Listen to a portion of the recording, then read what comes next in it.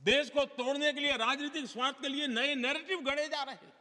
एक पूरी सरकार मैदान में उतर करके भाषा गढ़ रही है। इससे बड़ा देश का दुर्भाग्य क्या हो सकता है? क्या इस प्रकार से देश को हमारा टैक्स, हमारे मनी किस भाषा में बोला जा रहा है? ये देश के भविष्य के लिए नया खतरा पैदा करने वाली बात है।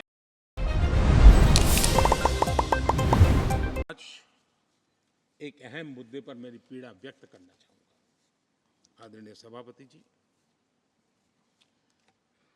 एक राष्ट्र हमारे लिए सिर्फ जमीन का टुकड़ा नहीं है,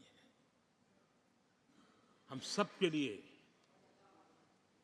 एक इकाई ऐसी है जो प्रेरणा देने वाली इकाई है।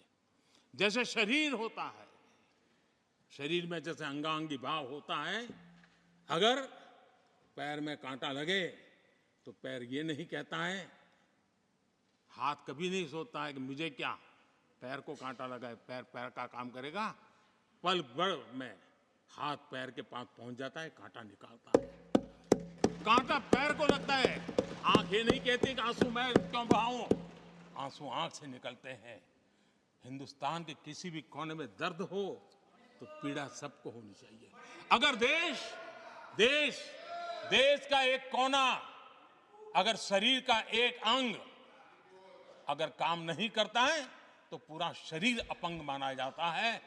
शरीर जिस प्रकार से, अगर देश का भी कोई कोना, देश का कोई क्षेत्र विकास से वंचित रह जाएगा तो देश विकसित नहीं हो सकता है।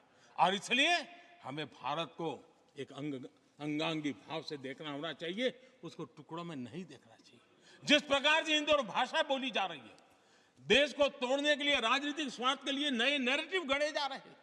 एक पूरी सरकार मैदान में उतर करके भाषा गढ़ रही है। इससे बड़ा देश का दुर्भाग्य क्या हो सकता है? आप मुझे बताइए, झारखंड का कोई आदिवासी बच्चा अगर ओलंपिक के खेल के अंदर जाकर के मेडल लेकर आएगा तो क्या हम ये सोचते हैं कि तो झारखंड का बच्चा है? पूरा देश कहता है हमारा देश है। जब एक झारखंड के बच्चे में प्रतिभा देखते हैं और देश हजारों करोड़ रुपया, हजारों लाखों रुपया खर्च करके उसको अच्छे कोचिंग के लिए दुनिया के किसी देश में भेजता है, तो हम ये सोचेंगे कि खर्चा झारखंड के लिए हो रहा है, क्या देश के लिए नहीं हो रहा है? हम क्या करने लगे हैं, क्या भाषा बोलने लगे?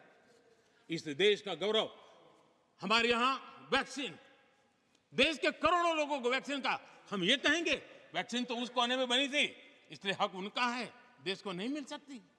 कैसा सोच सकते हैं? क्या वैक्सीन उस शहर में बनी थी इसलिए देश के और भागों को इसका लाभ नहीं मिलेगा? ये सोचेंगे क्या? क्या सोच बन गई है?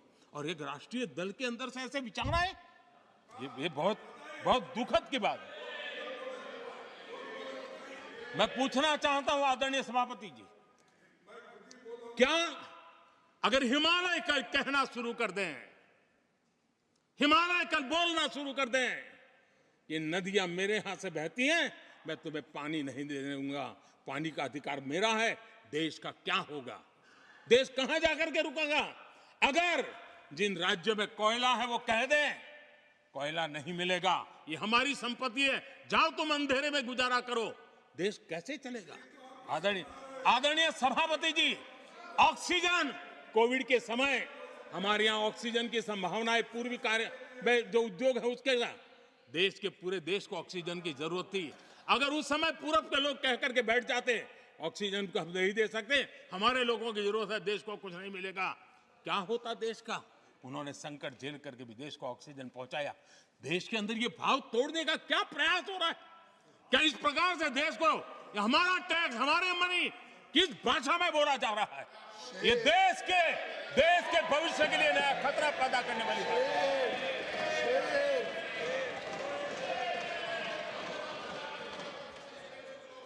देश को तोड़ने के लिए नए नए नैरेटिव खोजना बंद कर दीजिए। देश को आगे बढ़ना है, देश को एक साथ लेकर के चलने का प्रयास कीजिए। आदरणीय सभापति जी, पिछले 10 वर्ष